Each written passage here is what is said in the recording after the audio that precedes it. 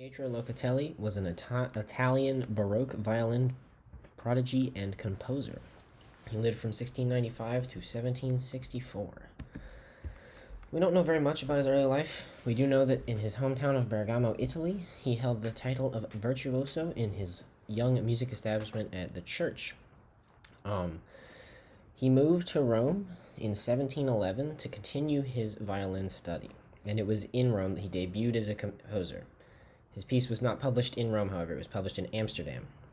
So in 1721, his 8 concerti grossi were published in Amsterdam. The concerti gained him some renown throughout Europe, but his main fame in Europe would come later. Between the time he debuted as a composer in Rome and traveling to Amsterdam, between 1723 and 28, he traveled between Germany and Italy, often playing for royal courts. So various Habsburg monarchs and royal seats in Germany had him play in their courts. It was written that a lot of the aristocracy and higher class didn't so much prefer Locatelli's violin playing. They much preferred some of the European counterparts. They complained about his gaudiness, saying that he wore diamond-studded clothes. Yes, a little over the top, flamboyant sort of dress there. However, after touring between Germany and Italy for a while in 1729, he moved to Amsterdam, where he'd spend the rest of his life. But once he got there, he largely stopped composing, shifted his focus to teaching younger musicians. Not only that, he also began to edit his previous concertos and also provided editing services for other composers in Amsterdam and Europe.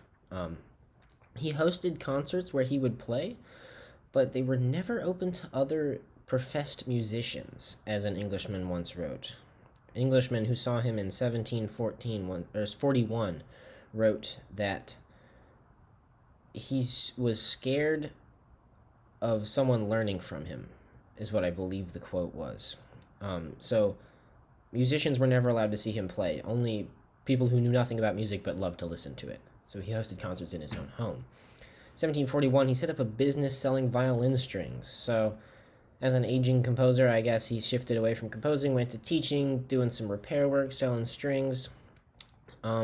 Interestingly enough, 1744, Opus 8 of 9 was released. Between then and 1764, there's no lexicography or no record of any kind of his life in publishing. He didn't publish anything between the years. And then in 1764, he released a final piece. In the same year, he died at his home in Amsterdam at the age of 69, a ripe old age.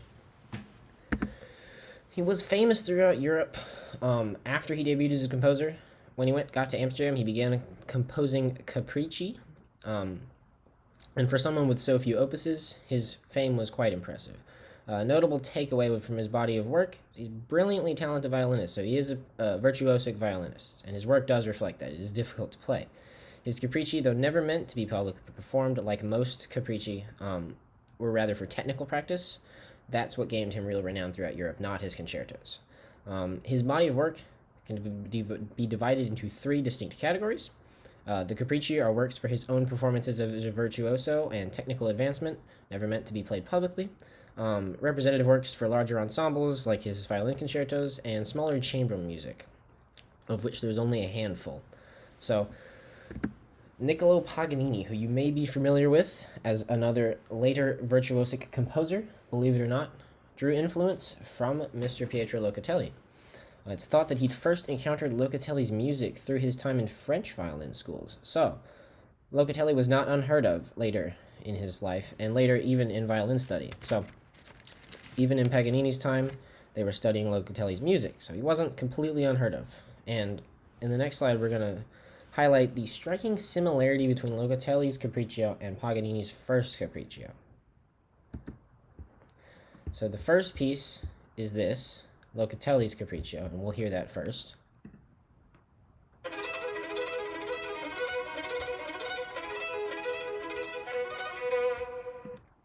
And compare that to a much later version written by Niccolo Paganini, a caprice inspired by what is believed to be Locatelli's music.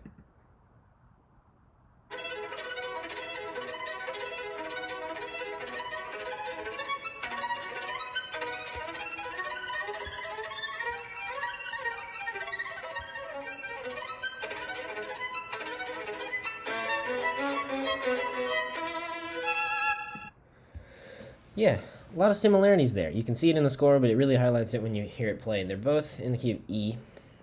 They're not both in the key of E. They both start with the arpeggio of E. So, I personally think that Paganini studied Locatelli. They're both very talented violin players, so I think they share that. Sad, sad ending here. Locatelli died in Amsterdam. There's his grave marker. And to finish out this presentation, we will listen to about a minute of his final concerto he wrote the year he died as a comparison.